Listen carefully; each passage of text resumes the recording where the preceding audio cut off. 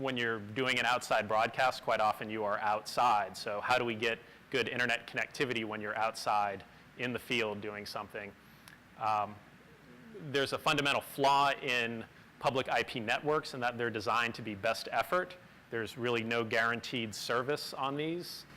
So that sort of creates a opposition of views in which we want to guarantee that our broadcast is going to reach our consumers and there's not going to be any interruptions in the live stream, but that's fundamentally opposed to how the internet was designed, in that we'll get your packets there if we can, and if we can't, we'll at least let you know.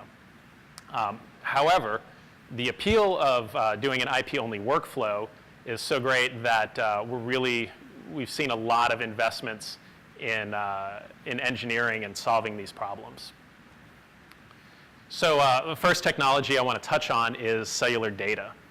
And 2G, 3G data rates were not necessarily enough to do a decent live broadcast. However, with the advent of 4G LTE, it's not uncommon to see data rates of 2 to 5 megabits a second, and this will enable a very good live stream. As a matter of fact, I'm using my phone here at the conference to do a live stream in the exhibition hall, and I'm getting 12 megabits up. And so this is a ton. Cellular data is also super mobile, and when it works, it's very easy. In this example, you can pretty much plug in a USB cellular modem. This is a live stream broadcaster, I believe is the device, and it'll sit right on top of your camera. It's very compact. You plug your cellular USB modem in, and you're on, and you can go. And it really doesn't get any easier than that. However, strong 4G LTE coverage can be hard to predict. So, and just because it works one day, if you're doing, let's say, a music festival, and you go out there and you test on site when nobody's there, the next day when there's 10,000 people or 20,000 people on site, that 4G data can completely evaporate. And then you don't really, if you don't have a backup plan, you're going to have a difficult time getting your stream to work. So large concentration of people can greatly impact it. Also, sometimes your video world might be set up in a basement or in some sort of tucked away thing if you're doing a broadcast from a live venue, and you won't get any cell phone coverage or 4G data coverage.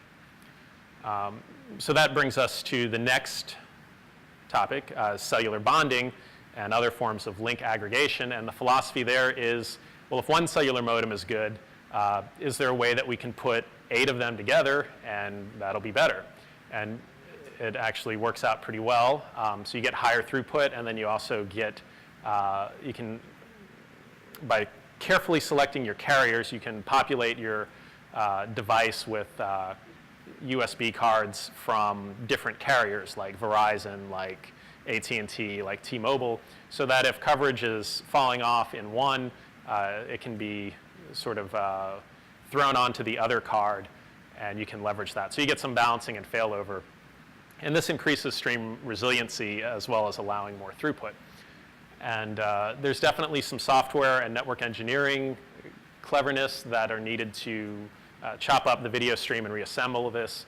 And oftentimes this means that you need a device on both the transmit side and on the receive side so that you can get either a baseband video signal out of the device on the receive side, or you can get a standard stream format on the receive side. And some prime examples of vendors of these technologies are LiveU, Teradek Bond, Mushroom Networks makes a product as well, and PepWave, while not video specific, makes a router that can take several cellular cards and bond them together into sort of a logical link.